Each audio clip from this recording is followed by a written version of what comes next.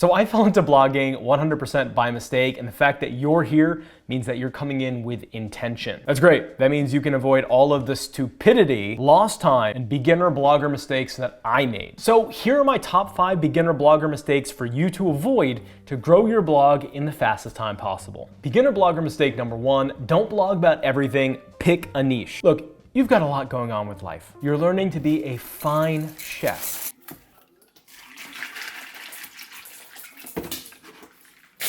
You're perfecting your dating life. And you're juggling all your other hobbies and interests. That's cool, but your blog should be hyper-focused. Now I get it, you're probably wondering what topic to pick, what niche you should go into. After all, you're gonna be spending a lot of time blogging about that thing, so you're gonna wanna pick the right one. And by right one, I mean something that's actually gonna get readers, that's actually gonna be able to make you money so you can travel with your blog, and something that you're not gonna get burned out after a day of writing about it. Now, you don't have to worry about what that is in this video because I actually have a full video in my blog SEO in a weekend free course in the pinned comments below. That video will show you exactly how to pick a profitable, interesting niche that you're gonna want to write about. Beginner blogging mistake number 2. Dos? Yeah, dos. My Spanish.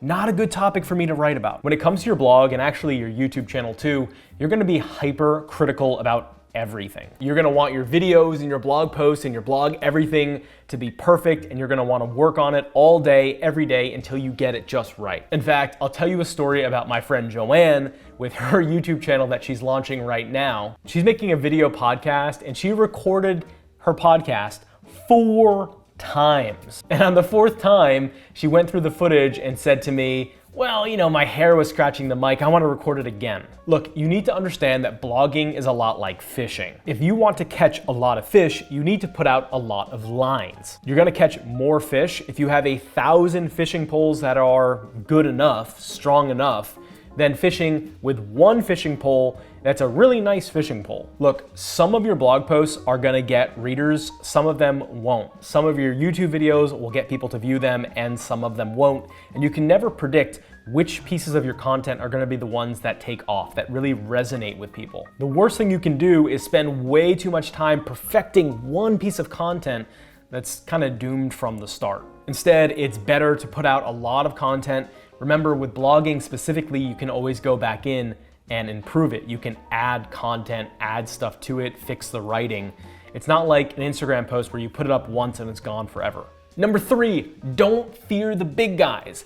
Unless you're trying to compete with me, then you should fear me. I know that you want to start a blog on a certain topic, but you're worried that there's already a blogger that's way bigger that's doing that exact topic, and you're like, well, if I do it, their blog is gonna be better than mine. They've been doing this for longer. I'm doomed. Now, you might be doomed, but that won't be the reason why. You really shouldn't fear bigger bloggers. In fact, it shows you that there's interest in your niche if there's other people talking about it. Look, I like photography, right? That's my thing. It's not like I just look at one artist. I found the photographer. Now I don't need to look at any other photography websites or books or projects. Actually, when you find one topic that you like, you tend to read as much about it as possible. So if you start a blog in a certain niche, you're gonna find that your competitors actually help you. The fact that people read their stuff means they're gonna be searching for things that lead them to your blog. Also, you'll find that you're gonna start ranking higher than your competitors who have been doing this way longer than you. For example, my tiny little tea blog ranks higher than Starbucks for the keyword search, what kind of matcha does Starbucks use? Isn't that crazy? By the way, they don't use matcha. It's fake news. You want good tea? You gotta check out my site. Moving on to number 4, write your blog for your reader, not for you. No one cares about you. So just give up, send me your Bitcoin. Whoa, it got really dark in here. Hey, turn that on. Look, the reason people read blogs to begin with is because they have a problem and they're searching on Google for a solution to it. That can be a problem like, again, that weird itch that I've been searching for. Or it can be a problem as simple as, I'm hungry for dinner, or I'm bored. The point is, they have a problem.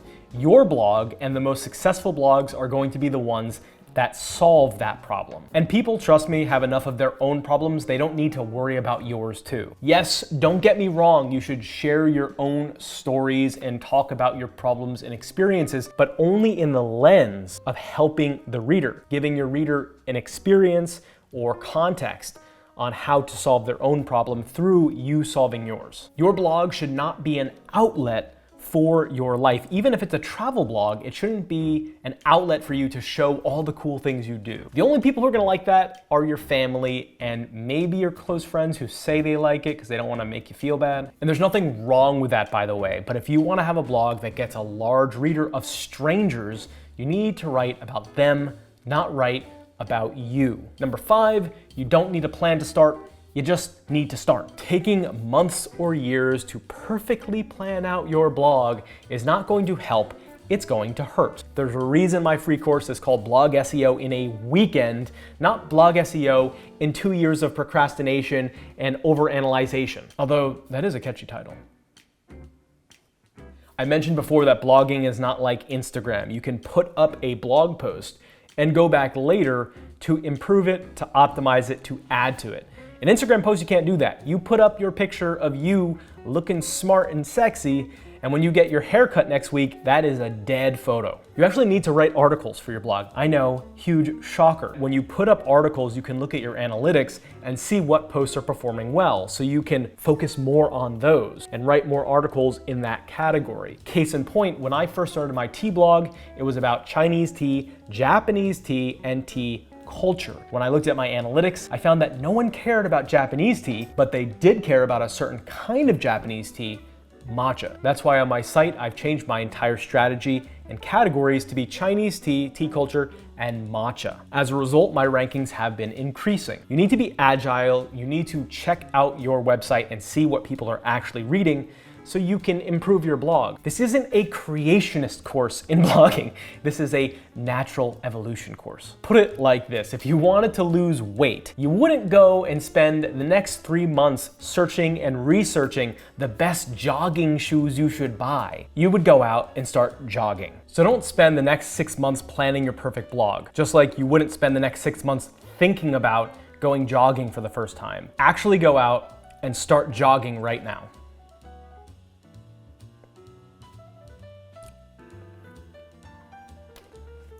I'll wait here.